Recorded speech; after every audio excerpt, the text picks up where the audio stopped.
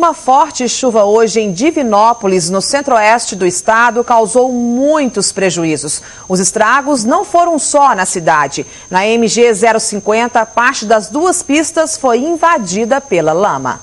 A rodovia, que é o principal acesso a Divinópolis, deslizamento de terra. Duas pistas ficaram parcialmente interditadas. Houve aí um acúmulo de água muito grande na encosta, né? E essa água, a hora que desceu, ela atravessou a rodovia, tanto a via lateral quanto a via central. Dentro de Divinópolis, trânsito lento. Várias ruas alagadas. Carros estragaram. Nas casas, mais prejuízo. No quarto, quando dá muito vazio igual hoje, entra água pela parede, sabe? Tem que tirar cômodo, cama, sabe? Essas coisas tudo. A maioria das vezes chove muito forte na parte da noite, né? Aí fica essa dificuldade, sabe? O nível da água do rio Itapecerica subiu rapidamente. O volume foi tão grande que as manilhas dos córregos que desaguam no rio não suportaram a pressão, provocando alagamentos em várias partes da cidade. A chuva não para e os problemas só aumentam. O Corpo de Bombeiros recebe várias chamadas ao mesmo tempo. Aqui neste ponto, que fica próximo à principal entrada de Divinópolis, o Corpo de Bombeiros teve que trazer barcos. A intenção é chegar em 3 empresas que estão lá do outro lado, onde tem vários funcionários ilhados. Em caso de correntezas, né, por exemplo, alguma rua, córregos, evitar adentrar, né, nessa água. Por quê? Porque você não sabe o que tem ali dentro e, além do mais, a água se torna pesada e perigosa devido à correnteza. Então, mesmo que a pessoa saiba nadar, ela pode vir a sofrer algum acidente. Homens do Corpo de Bombeiros também tiveram que cortar árvores. Esta caiu do pátio de uma siderúrgica. A árvore de 20 metros de altura quebrou o alambrado, destruiu a rede elétrica e de comunicação e, por sorte, não atingiu as casas. E em Patos de Minas, por conta da chuva dos últimos dias, o rio Paranaíba está a mais de 8 metros acima do nível e a água já começa a invadir casas. O quintal da casa de Dona Iris está coberto de água. A gente que tem filhos, a gente fica muito preocupado, mais pelos bichos, entendeu? Mas do jeito que está aqui, está muito preocupante mesmo. Mesmo com o risco de inundações, alguns moradores não querem deixar o local. Vou arriscar, vem devagar, não tem perigo não. Pode surpreender. Não tem. Todo ano é desse tipo. Da ponte que liga a zona rural ao centro de Patos de Minas, dá para se ter uma ideia de que o rio está muito cheio. Em outros pontos, como no bairro São José Operário, as pastagens estão encobertas. No Jardim Paulistano, o rio transbordou e está próximo às casas. Neste outro bairro, a água já invadiu algumas casas e os moradores foram retirados pela Defesa Civil. O Corpo de Bombeiros está monitorando diariamente o rio Paranaíba, que já subiu mais de 8 metros acima do nível normal. A Defesa Civil identificou pelo menos 5 locais como áreas de risco. Se continuar chovendo do jeito que está o rio enchendo, nós estamos preparados para tirar umas 70, 80 famílias. Os agentes da Defesa Civil estão orientando e cadastrando as famílias ribeirinhas. Primeiro os seres humanos e as pessoas que nós temos que cuidar, porque o bem material, isso aí depois, né, é outra história. Mas eles querem esperar mais, infelizmente, na marra não tem como, né? Mesmo com a água já tomando conta do quintal, Dona Thaís, que mora com 3 filhos e 2 irmãos, diz que vai esperar mais um pouco para deixar a casa. É meu primeiro ano que eu tô morando aqui, né? Nunca tinha pegado uma enchente, agora fica aí. Não dorme direito, porque fico com medo de entrar e tenho meus meninos também. E a gente fica assim preocupada, sai ou não sai. E a chuva diminui no estado, mas em algumas regiões as previsões é de chuva no fim do dia. Veja no mapa.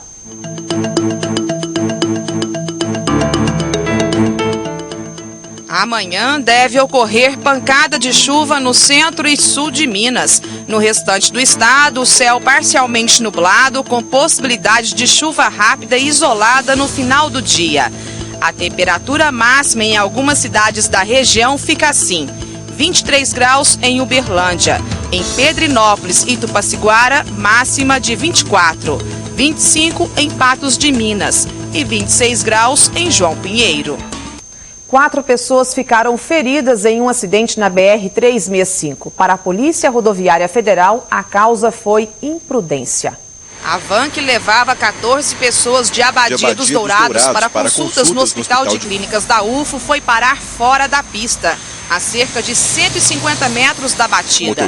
O motorista conta que por causa da chuva forte, reduziu a velocidade ao ver um caminhão que estava parado no acostamento. Mas este outro que vinha atrás não conseguiu frear.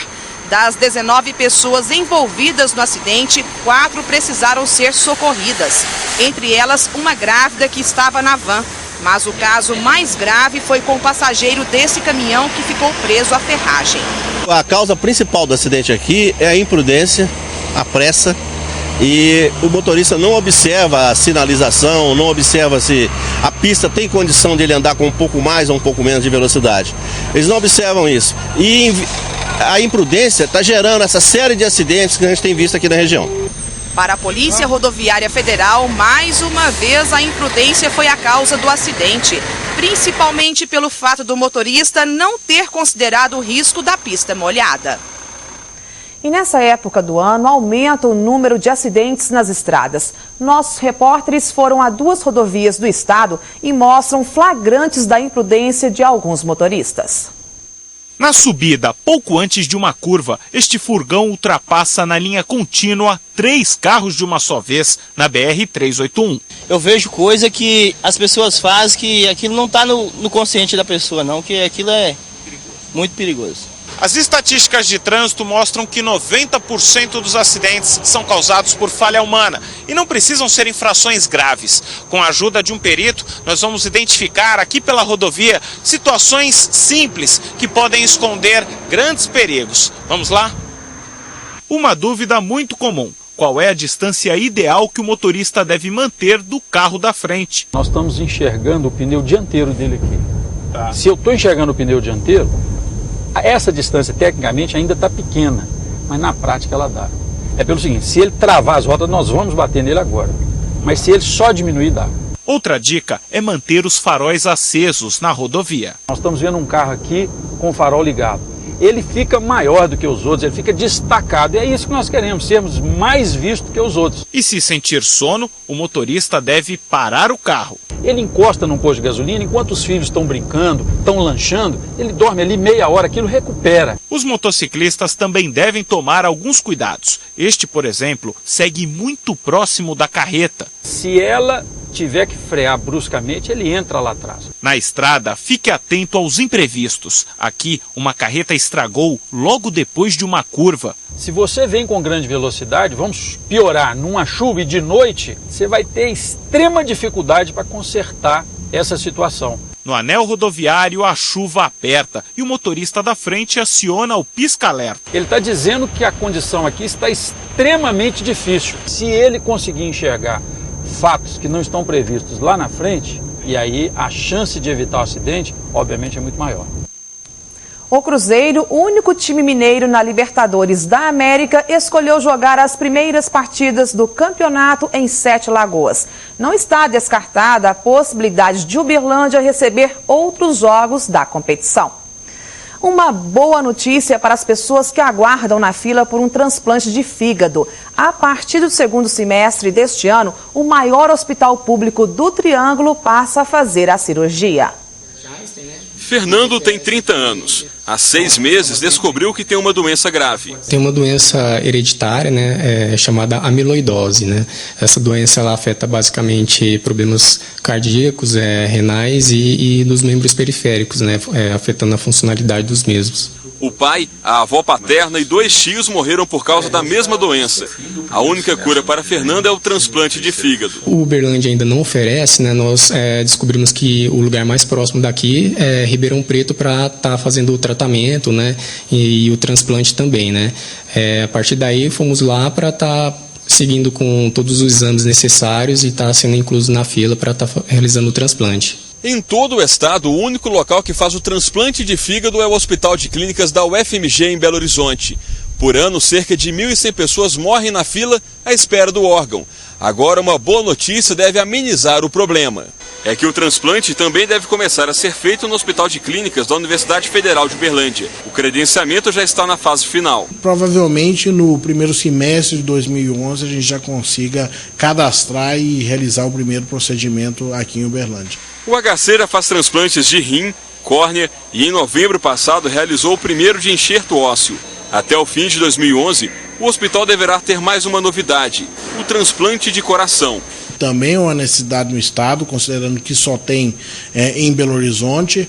E a proposta estadual do Ministério da Saúde é isso, né? Descentralizar os procedimentos de alta complexidade para dar uma maior acessibilidade aos pacientes no estado. Uberaba passa a oferecer também em 2011 o transplante de medula. A cidade já oferece o procedimento de córnea, rim e válvula cardíaca. O Hospital de Clínicas da cidade tem cadastrado 10 mil doadores. Além do hospital de clínica, nós vamos fazer busca ativa, ficar 24 horas atento às possibilidades de doações em outros hospitais da cidade. Para quem precisa de um novo órgão, as boas novas soam como esperança. A gente tem esperança que, podendo realizar o transplante aqui em Uberlândia, seria uma alegria imensa, né? Não precisando ir para outra cidade.